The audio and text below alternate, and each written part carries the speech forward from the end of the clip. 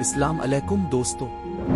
Yemen में एक कबीला आबाद था जिसका सरदार हातिम ताई था। उसकी सखावत से दुनिया का हर शख्स वाकिफ था। आज हम आपको हातिम ताई की सखावत का एक किस्सा बताते हैं। कहते हैं कि रोम के बादशाह के दरबार में एक दिन हातिम ताई की सखावत का तज़किरा हुआ। एक शख्स ने बताया कि हातिम ताई के पास उम्दा नस्ल का एक घोड़ा है। वो खूबसूरत इतना है कि जो भी देखता है इसकी तारीफ किए बगैर नहीं रहता।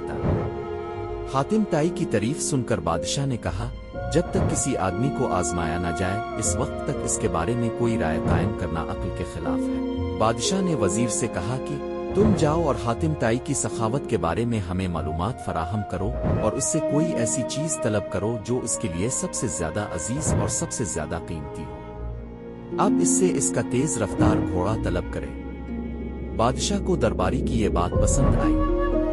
इसने वजीर से कहा कि तुम हातिम ताई के पास जाओ और इससे इसका घोड़ा मांगो। अगर वो घोड़े का इशार कर देता है तो हातिम ताई यकीनन सफी है। वजीर और बादशाह के दरबारी सफर तय करते हुए रात के वक्त हातिम ताई के घर पहुंचे। जिस वक्त ये लोग वहां पहुंचे मूसलाधार बारिश हो रही थी। घुप अंधेरे में बादलों की गरज चमक माहौल को खौफनाक बना रही थी। ऐसे खराब मौसम में घर से निकलना और मेहमानों के खाने का इंतजाम करना बड़ा मुश्किल काम था। लेकिन हातिम ताई ने मेजबानी का हक अदा किया और मेहमानों की तवाज़ो और आराम व आसाइश का पूरा इंतजाम किया।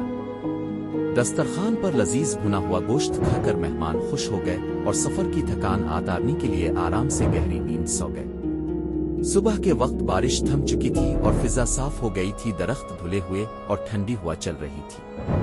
नाश्ते के दौरान वजीर ने मेहमान नवाजी का शुक्रिया अदा किया और कहा कि हमारे बादशाह के सामने आपके घोड़े की बहुत तारीफ की गई है। बादशाह चाहता है कि आप अपना घोड़ा उनकी खिदमत में नजर कर दें। वजीर की बात सुनकर हातिम ताई अफसोस के साथ हाथ मिलने लगे और अफसुर्दा लहजा में कहा कि अगर आप घोड़ा लेने आए थे तो ये बात आते ही मुझे बता देनी चाहिए थी। लेकिन अब मैं मजबूर हूं इसलिए कि मेरा प्यारा घोड़ा इस दुनिया में नहीं है।